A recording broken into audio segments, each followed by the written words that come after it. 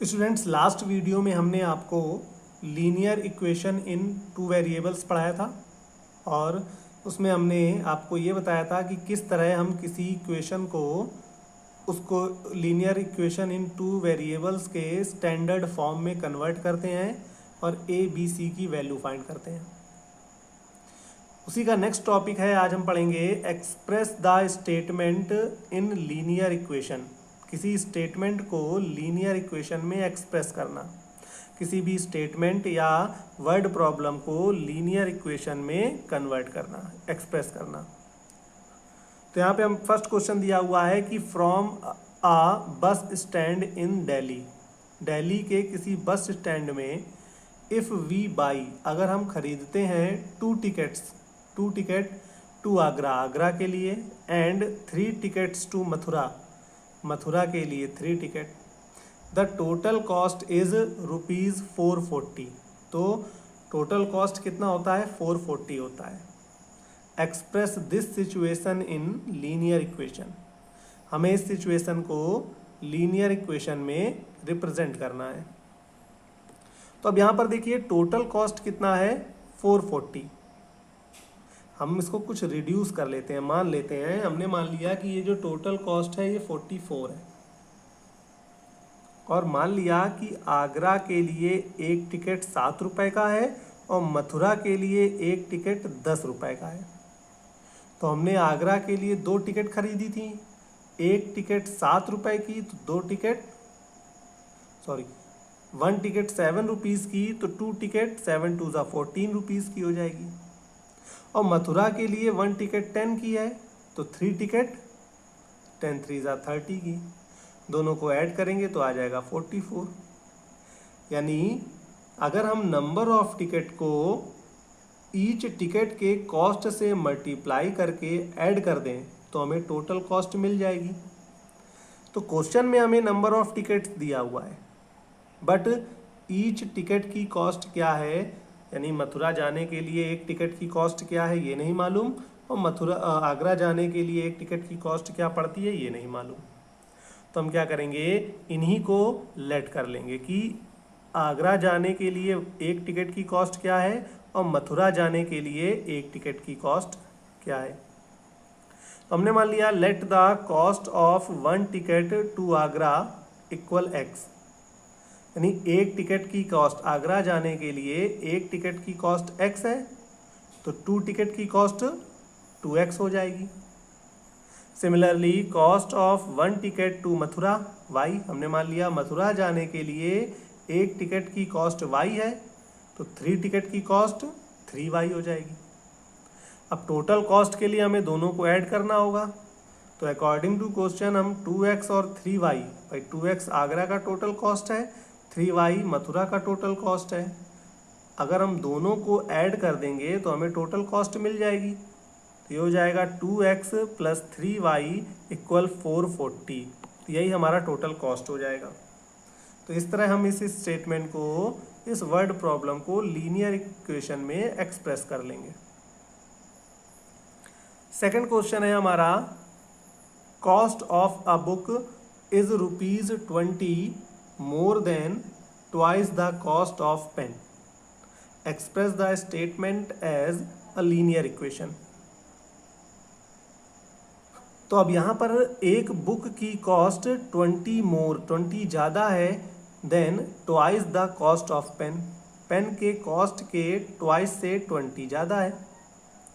But यहाँ पर problem क्या है कि हमें ना ही बुक की कॉस्ट मालूम है ना ही पेन की कॉस्ट मालूम है।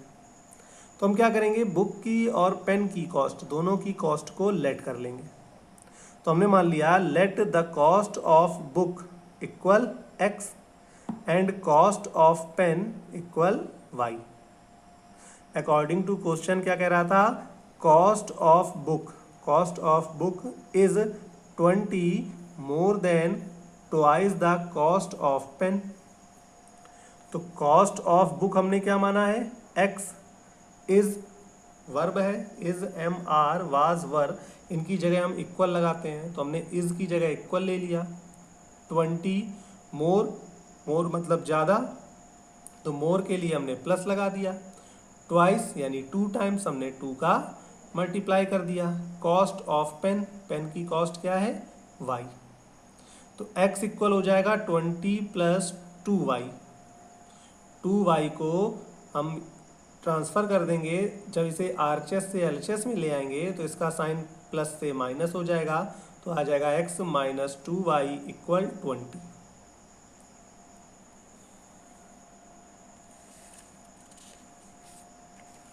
नेक्स्ट क्वेश्चन है हमारा 5 years ago Noori was thrice as old as Sonu. 5 साल पहले नूरी सोनू से 3 साल बड़ी थी।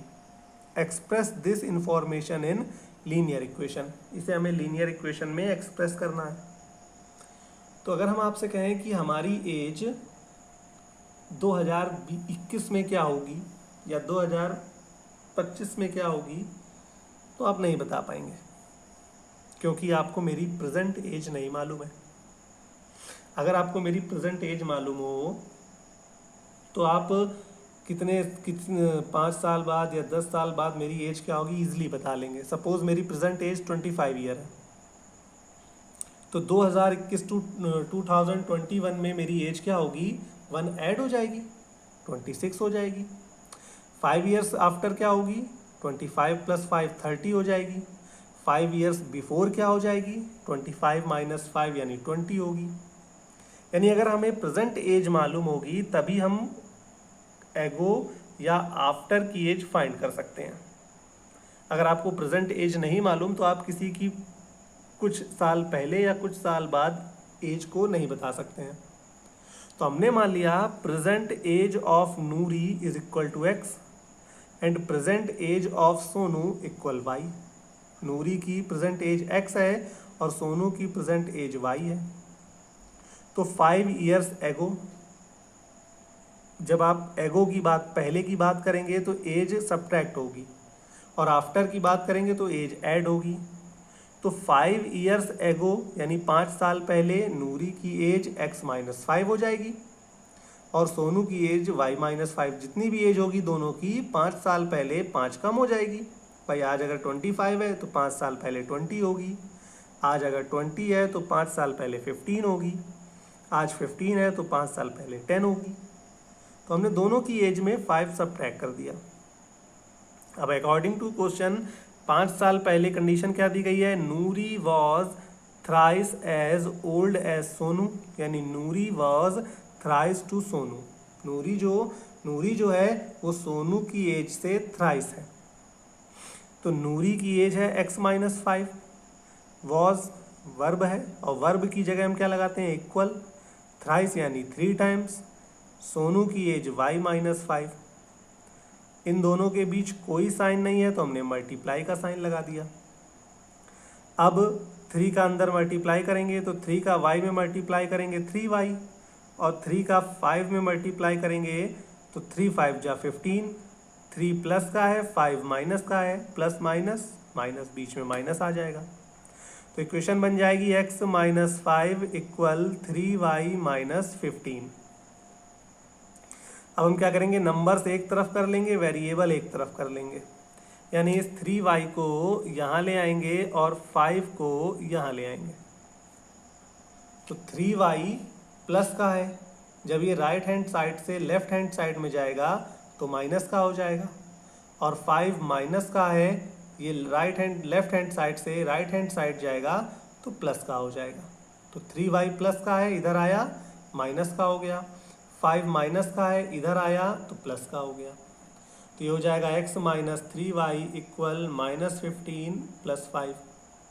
अब डिफरेंट साइन नंबर सब्ट्रैक्ट होते हैं, तो 15 में 5 सब्ट्रैक्ट किया 10 आ गया। 15 बड़ा है इसलिए साइन माइनस का आ जाएगा। तो आएगा x minus 3y equal minus 10। अब 10 को भी ट्रांसफ़र कर लेंगे, RHS से LHS में लाएंगे तो इसका साइन चेंज हो जाएगा। जब हम इसको राइट हैंड साइड से लेफ्ट हैंड साइड में लाएंगे तो इसका साइन चेंज होके माइनस से प्लस हो जाएगा और हमें लीनियर इक्वेशन मिल जाएगी x minus 3y plus 10 equal 0।